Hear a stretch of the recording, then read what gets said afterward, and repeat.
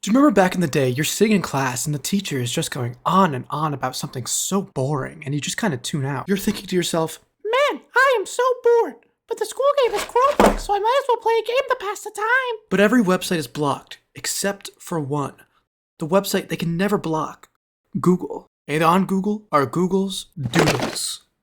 Google Doodles are class time's biggest saver of boredom, and you'd be surprised how many there actually are beyond the classics. Everyone knows what a Google Doodle is, whether it be Earth Day, Halloween, or some random day in September. Google will make a fun game on their homepage for everyone to enjoy. So today, I want to unpack and rank a whole load of these doodles. I can't get to all of them today, but the sheer quality of these may surprise you, as it did me. Before we get into the crazy modern ones though, we have to pay respects to our elders and indulge in the basics. Most notably, the very first interactive game, with none other than, well, PacMan, of course. Originally released May 21st, 2010 for PacMan's 30th anniversary, Google PacMan is the epitome of an absolute classic that stays really faithful to the original game. After every 2 screens, they still have the same cutscenes. The fruit has the same progression order, and same with the power pellet timer. All in all, a surprisingly faithful recreation. And let me fill you in, okay? The strategy on this maze, however, always go for the E first. Those couple dots in the E could soil a run if you don't get them out of the way. And don't save the G for last. Train a bunch of ghosts and get the power pellet for tons of points to get the extra life. In regular Pac-Man, the maze loop is overpowered, going through the map. Whoop!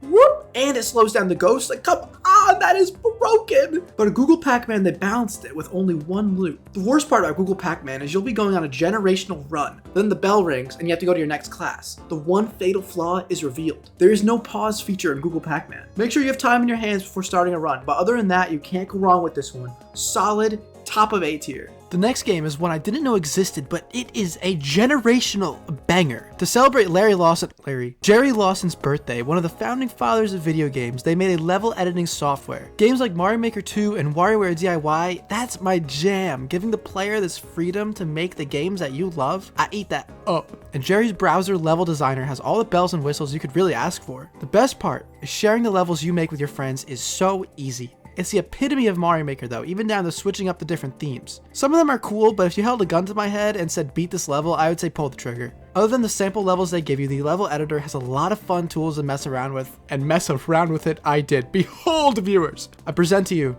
Kaizo Jerry. A one screenish puzzle that I bet that you can't beat. If someone beats this level and has full proof of recording, I will reward you with 500 V-Bucks. Yeah. I know. Kaizo Jerry is my level. You have to keep the follower enemy alive the entire time because he is integral to the final jump. This checkpoint is a troll. It doesn't matter. And you have to make this extremely precise fire jump while still keeping the enemy alive. Yes! Let's go! Oh my god, let's go! That was my live reaction to beating it for the first time. Bounty for Kaizo Jerry is active, and with that, Jerry secures a snug spot at the top of S tier. After that, we have Halloween 2020. Every year for Halloween, there's kind of an interconnected story that they run. They go above and beyond what you would expect and have some really interesting browser games, but it's, not that interesting. Halloween 2020 carries over the same concept of drawing lines and shapes to stop these ghosts from approaching. This time it has a cool underwater theme and it's a nice art style, but that's about it. It spans 3 levels, increasing difficulty, and it's over in about 10 minutes, maybe not even. The different art and animation is what is so nice about this one. But I'm looking at these Google Doodles to play, I'm looking for replayability. If this game wasn't the same thing every time, the same order of the ghosts, like if it had an endless mode, it would make this a ton better. But with what it is now, yeah, snap it in the B tier for me, will you, Jamie? After that, we have Popcorn Day on September 24th, 2024. Popcorn Day is actually what inspired me to check out Google Doodles in the first place, because I originally played this on the day it actually came out, and it had 60 player lobbies in a battle royale setting. We had to complete for first place.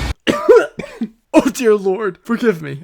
Let's just move on. This one is super unique in the way where you're competing with 60 real people. Nowadays, when I'm trying to get footage, it was just a 20-person lobby and no one was reciprocating my friendly signals. So I just have to assume it was all bots. And that is what kills the longevity of this game. When you had a 60-person battle royale on the front page of Google.com, it got filled instantly and it was pretty fun for that one day. For longevity's sake, this one does not last in the slightest.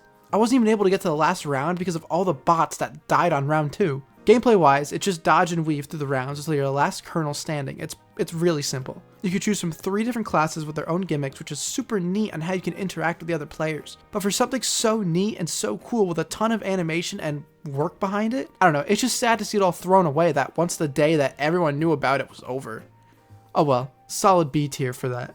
Another game I want to look at today is Google's Boba Day, released on January 29th, 2023. I mean, I had to include a stinker onto the list. Google's Boba Day has really cute art, you know, like all the Google Doodles. And the characters in it are characters from other Doodles. There's like this strange, interconnected story with all these characters that I am just totally unaware of. It's kind of cool how now, you know, they have such a cast to go off of. I think Boba Day, it's a good example that shows there's a lot more effort that goes into these Google Doodles than just being boring games. I think it's nice that they even had anything for something as small as just Boba Day, but sadly, I must include it on the list. Strangely, this one I found myself going back to over like the past couple months. I don't know why. It's the same thing every time. You fill up the boba to the exact same lines. You have to fill up the boba, the tea, and the syrup.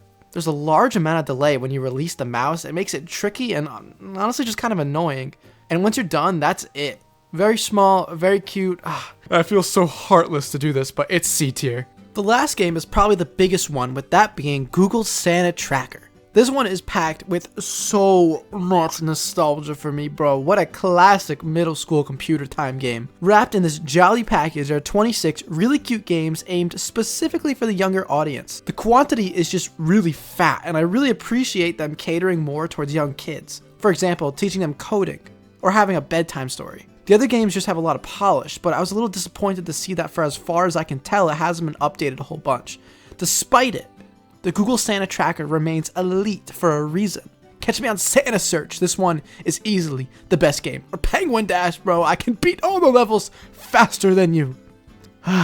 Good times, good times. Within those 26 games, there's also 3 more animations. The quality of the games can range from an interactive bedtime story to Jetpack Joyride to Fortnite Battle Royale and a lot more.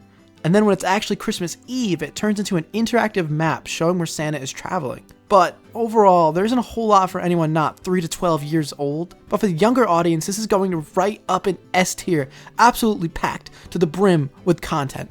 And that's it for this one. Google Doodles are surprisingly interesting and in-depth. There's a little more going under the hood when it comes specifically to the art and animation. But more interestingly, there's a lot that I didn't know of. And these 6 are only a small preview of the wide breadth of games that they've produced over the years. And the coolest part is you can go and play them for yourself. Just Google it, bro. Make your own tier list. And that's it. Good night, tri-state area, and Merry Chunks Christmas to all. And, good night. I almost forgot to recommend a game. Play Anton Blast! I've been waiting for this game for 18 blast-illion years. It's very, very good, and only 20 bones. That's 1 bone count. Go play it.